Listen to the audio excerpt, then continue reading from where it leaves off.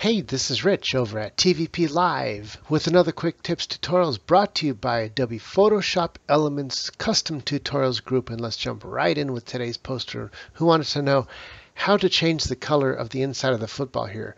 Now, as the poster had said, apparently the inside is as white as the outside.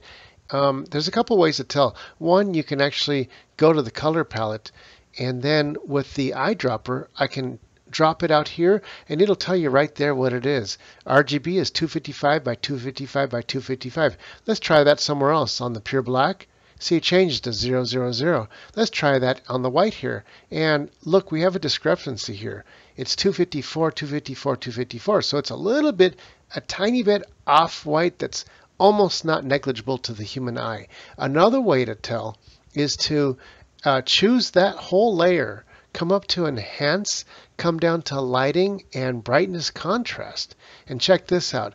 Take the brightness all the way up, nothing noticed. Bring it all the way down and watch what happens. Something happens. Bring the contrast all the way down, something happened. It's showing us which is the least actual white by bringing down the contrast and brightness of just that portion. I can toggle this before and after. Before and after, and there you go. This is what's happening. It's not actually pure white. So what we want to do is let's go ahead and take out all of the background and then redo the background. So we choose that layer. I'm going to zoom in and look at this. Maybe we can sharpen it a little bit. So let me first go up here to Enhance and go Auto Sharpen right there. Boom, it's sharpened a little bit, and that'll make it easier for the magic tool to grab exactly what we want to grab. And as far as the tolerance is concerned, we can try a couple different things. Let's bring this tolerance up to something like 25%. And then I'm going to redo that, click here, and I'll zoom out. And as soon as I hit delete, that deletes everything on the inside. I might as well just go ahead and delete everything that's white, or supposed to be white, including the outside background.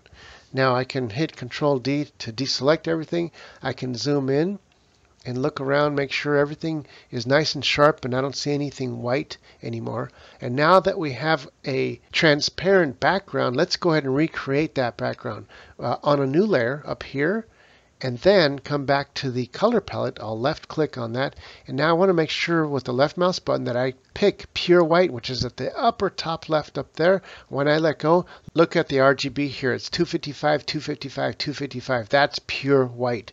I'll hit OK, and I'll go ahead and grab the paint bucket over here, come over to the middle here, and I'll paint it all in. What happened to the screen? Well, it just made a new painted layer on top of the football. So let's bring that layer down. I'll left click here and drag that below, and there goes the white layer in the background. Now we know for sure that that whole background is white. How do we know? Because the foreground is a completely different layer, you see. So now that we have it as two layers and we know that the background is pure white, I can check it with the eyedropper, and I'll click right here, come down to the color palette, I'll left click and look over here, 255 by 255 by 255. That's telling us it's pure white. So now all you have to do is come up here to the layers, I'll right click on the football front layer and I'll merge it down with the background, and boom, that's all it takes. Now we got one solid layer with pure white on the outside and on the inside. And that's all there's to it. Hey, don't forget to like and subscribe. And this is Rich calling it quits, saying over and out.